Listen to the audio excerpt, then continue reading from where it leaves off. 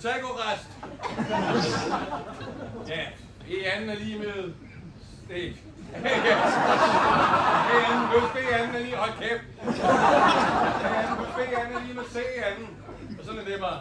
Jeg har du godt styr på, at lære. Og hvad tror jeg har? Jeg er lærer. Jeg har et spørgsmål. Ja, så skal du lige have efter. Ja, det vil jeg spørge. Jeg vil gerne spørge, om kan man regne hypotenusen ud på alle retvinklede trekanter, eller er der nogle undtagelser, og hvis der er nogen, hvilke er det så? Jeg vil gerne spørge, om jeg godt må gå ud på toilettet.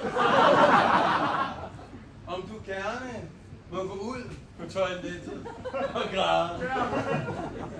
Så stille op til tavlen. Hvorfor skal jeg op til Stil op til tavlen! Nu tæller jeg til 3. Nu tæller jeg til 2. Og så svarer vi alle sammen på én gang. Og Peter, han må gå ud på toilettet. 1, 2. Nej! Du er fuldstændig idiot, mand. Ved du hvad jeg gør ved folk, der prøver at snige sig ud af mine timer? Jeg skyder dem. Jeg hænger dem. Jeg brænder dem. Jeg sætter ild til dem. Jeg synes ikke, at der er nok børn, der er døde i dag.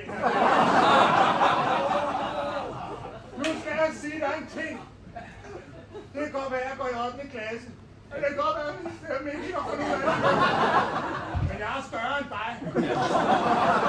Jeg har på en eller anden måde tænkt mig at tænke over, hvordan jeg kan bruge det til noget mod dig. Det kan være sådan her. Anden Peters. Ja, sådan kan jeg det godt se. Nej, for helvede, du kan ikke! Eller, nej, du kan ikke. Fordi du har bare været sådan der hele dit liv. Peter, jeg er super presset. Se, de kvoter, jeg arbejder med, mand. Det er jo en mand til 100 elever. Det er jo... Ja, det er en stor klasse. Men er det skolerne sammen, så har vi ikke noget andet valg. Men det er ikke vores skyld, herr lærer. Sådan har jeg ikke tænkt på det, Peter. Nu kommer du herop til tavlen.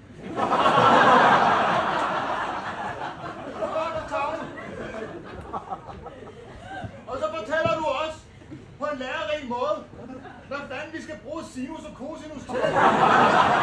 Hey, giv mig